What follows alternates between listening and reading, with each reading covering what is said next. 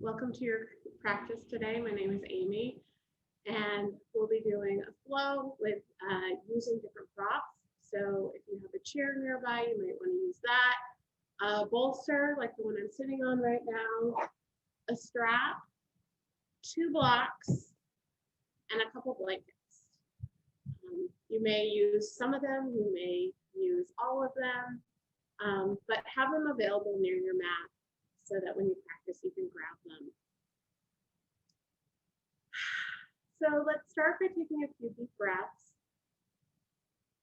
and getting ready to practice. You might find that you want to close your eyes, kind of envision your spine getting taller. Notice how your body might feel a little bit different as you start to breathe. And your mind slowly starts to calm down.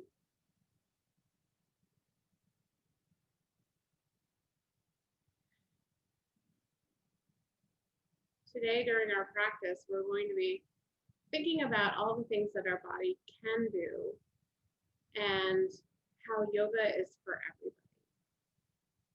So one of the sutras basically means if you have a body, you can do yoga. So today, we're going to be playing with that and experimenting with how to make ourselves feel comfortable and take up space in all the postures.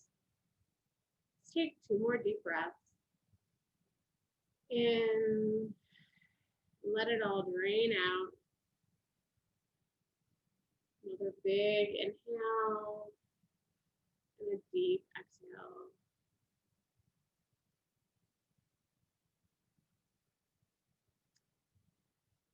And now, grab your strap and have that ready for our next pose. We're going to do cow face posture. So for cow face posture, what we want to do is grab our strap and bring it behind us as if we could grab our hands together. Instead, we're using the strap to elongate our arms and our hands, and we're pulling.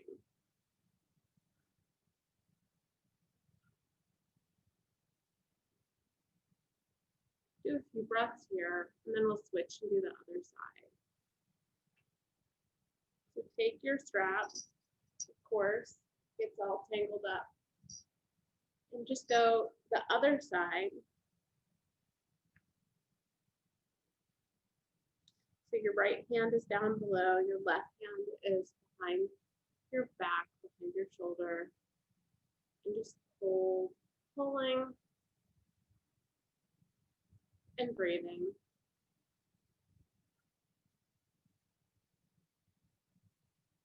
Release, bring the strap down, and we'll do eagle arms. Eagle arms can be a tricky posture for people who are bigger bodied because it's hard to get this kind of in line. So instead, we can just give ourselves a hug with our left hand over the top. And then you might want to bring your arms up a little bit and figure out where you're getting the best stretch so they can rest in your chest or they can come all the way up here. You may need to reposition a little bit.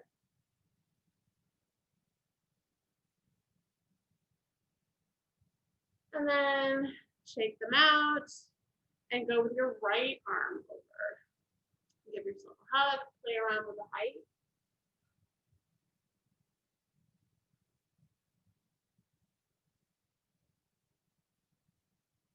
And release. Now come into a wide seat, so bring your legs out to the sides. And we'll just do a side stretch to the left. Left arm can go on your leg or next to your body, arm overhead. You can also fold your arm and bring your hand to rest on your head. Opening up.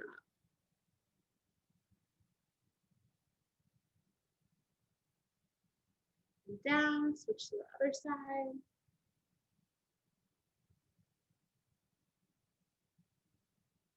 your arms, stretch, opening up and breathing.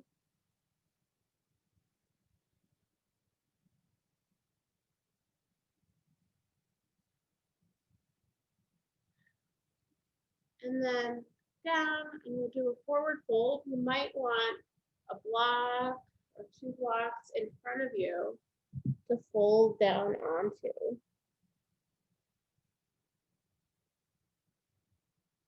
And while we do this, you might need to make room for your stomach. So you can pull your thighs back and sweep your stomach forward so that you have more room to bend down, more room for your belly.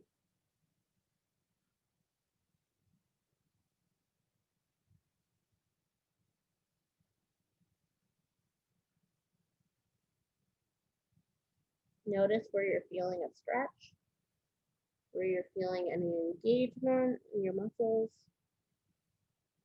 Letting your head drop.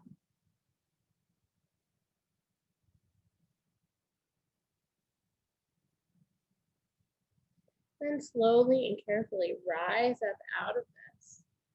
Your head coming up last. You may give yourself a little nod, yes. Shake your head no. Make sure you feel like your spine is well adjusted to being back in an upright position. And let's come into tabletop now. So for tabletop, move your bolster out of the way, grab your blocks, and play around with them. Some people like to use blocks for tabletop and others don't. So you can have your hands flat down on the mat like this, legs hip distance apart, or you could also play with having your blocks and feeling if that gives you more stability. And then we'll just do some cat-cows here. So dropping down your stomach, breathing, arching your back, getting your head down, dropping your belly down, head up, look up.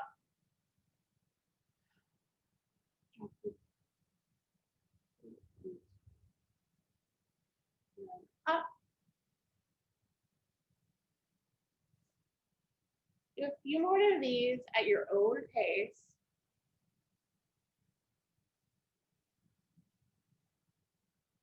And then you might want to play around with pulling, taking out your left arm and having it straight out in front of you. Your right arm, left leg, right leg. And now let's do the left arm and the right leg at the same time. Breathing here, trying to stay steady. Come down, and then right arm, left leg. Nice. Do it one more time, other side.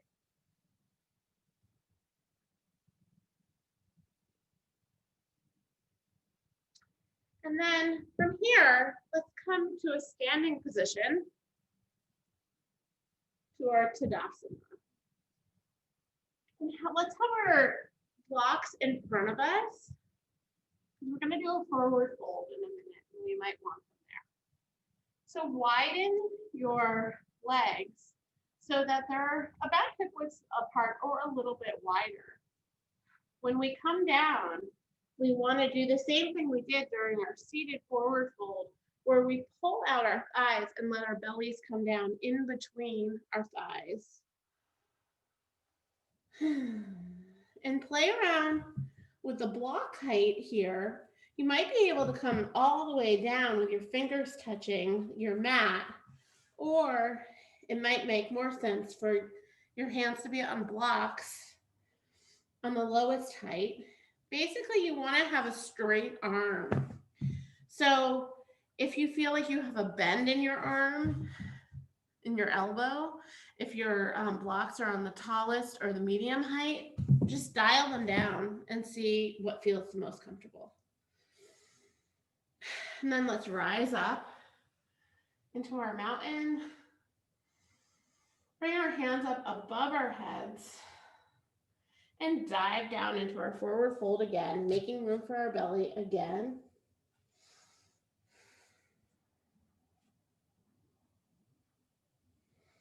Let your head dangle, fall forward. And then come up into your Tadasana again. And then we'll do it one more time, fold down, and then let's walk our blocks forward to the top of our mat, walk our legs back, and now we're in a downward facing dog. So again, here you can play with your blocks, what feels the most comfortable, to have them down on the lowest height, not use them at all, or have them on the medium or tall height. And then you're just working your thighs backwards to the back corner of the room, trying to see if you can get your feet straight. And if you need to, come in a little bit and have a shorter down dog. Sometimes that makes it a lot more comfortable. You can pedal your feet. And then we want to get to the front of our mat again. So when we talk about transitions, there's a couple different ways to do this. We can just walk forward in a couple different steps, or we can also, if we come back into our down dog, we can hop forward too. So wherever you get, just walk the rest of the way up until you're in your forward fold again. And rise up. Hands above head. Let's do a forward fold again. Walk our feet back. So we're in a down dog. And then come forward into a plank all the way down. We'll do a little bit of a back bend. And then back up, grabbing our blocks once again to come into our down dog. Now bring your left foot forward.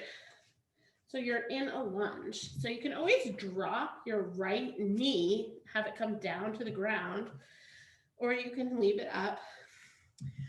And blocks can be on the inside your foot, or they can be to the left side, or they can frame your foot. From here, rise up, maintaining your balance. You may want to drop your hands just on your knee, or you might want to bring your hands all the way up. And then fold down again.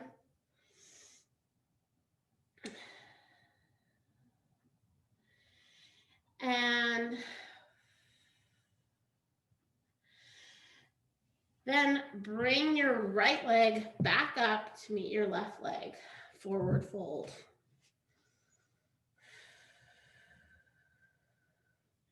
Now let's come into a lunge on the other side. Again, we could drop the left knee all the way down. Find stability here. Rise up, hands up over our heads. Breathing here.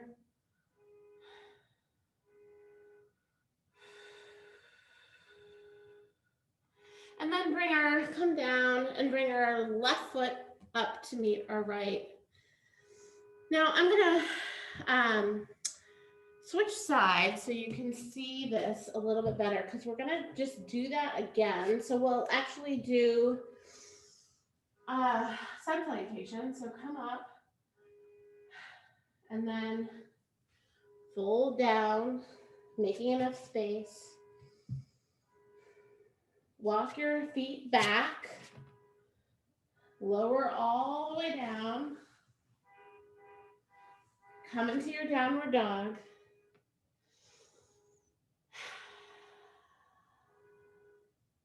And walk your feet to the front of your mat. Forward fold, halfway lift, forward fold, and then rise all the way up. Now, come into chair pose.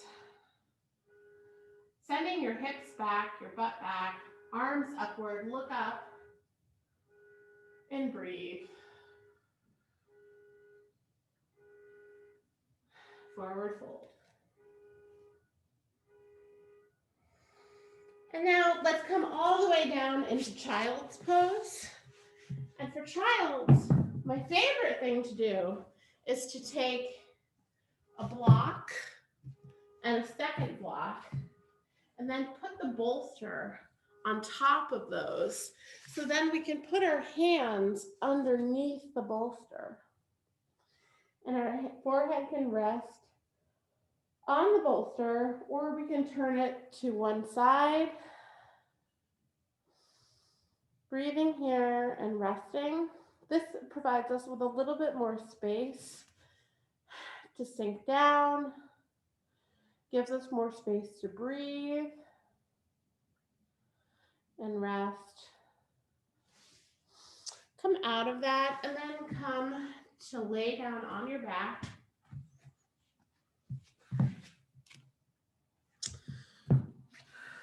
You might want a pillow underneath your head. Have your strap nearby. Move the blocks out of the way. And then hang out in constructed rest for a minute. Take your left foot and bring it up over your right leg, your right thigh. And here, actually, you could use a strap to hold it in place. You can flex your foot. You can also, to give a more intense stretch, the foot that's on the floor on your mat can be on a block. And again, I'm getting all tangled up. Ah. Okay. So now, figure four.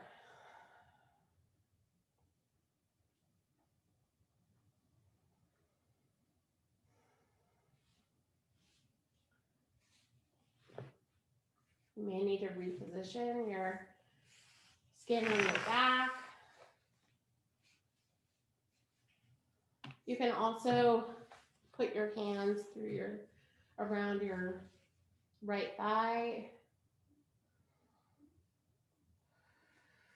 And then we'll do the other side. Kicking over the block, if you use that to be under our left foot, right leg crosses over. You might need a strap to help hold it in place. Flex that left foot. Flex the right foot.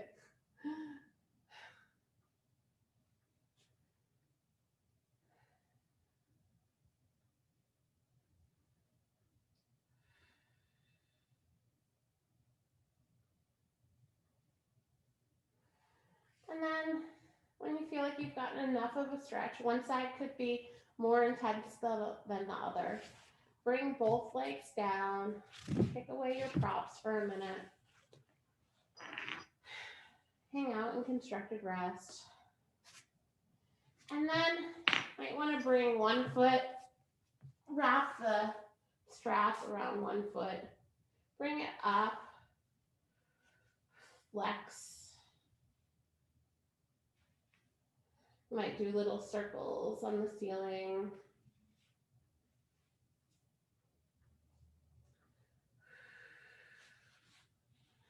Then bring it down. You can bring your left leg down and then bring your right leg over to the right side, back to center, and then take the strap in your left hand, bring your right leg all the way over to the left. Come back to center. Switch legs. Flex this foot. Draw circles.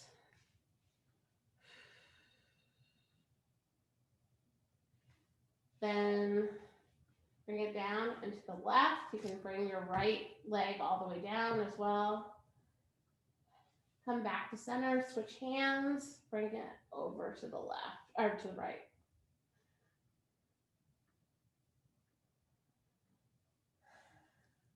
And then all the way down. Let's do some windshield wipering of our legs.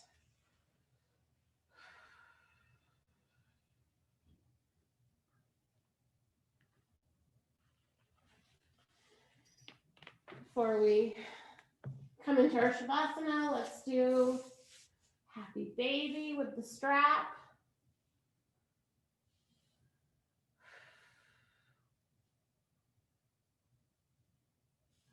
Feet wide, using the grip on the strap to give your lower back a little bit of a massage.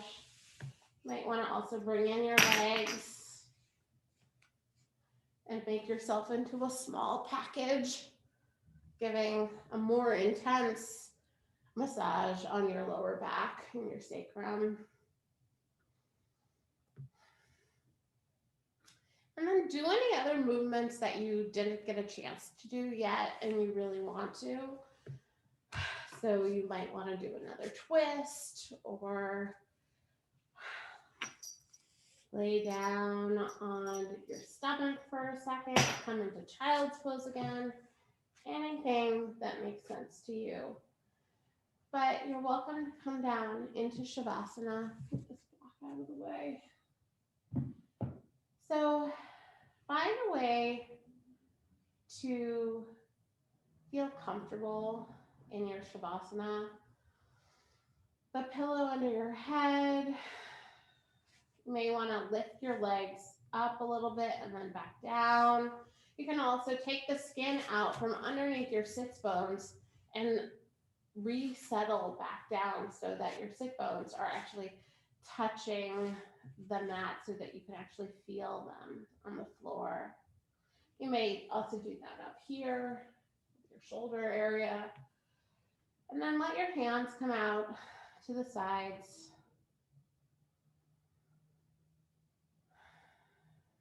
And let go after this short practice.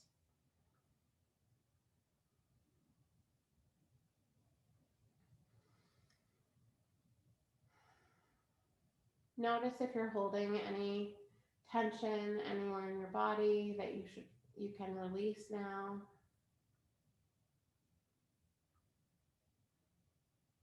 Try to let your shoulders relax.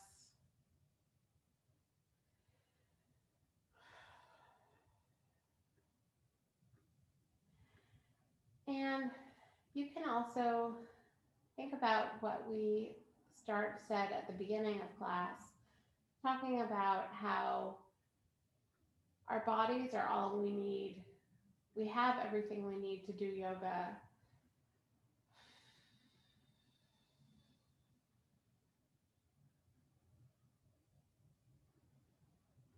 I hope that you can feel that now. So find a way to come up to end our practice. And if you want to join with me, you can rub your hands together and generate a little bit of warmth and heat. And then I'll send mine out to you and hope that it sends you a little warmth and goodwill. Thank you for practicing with me today.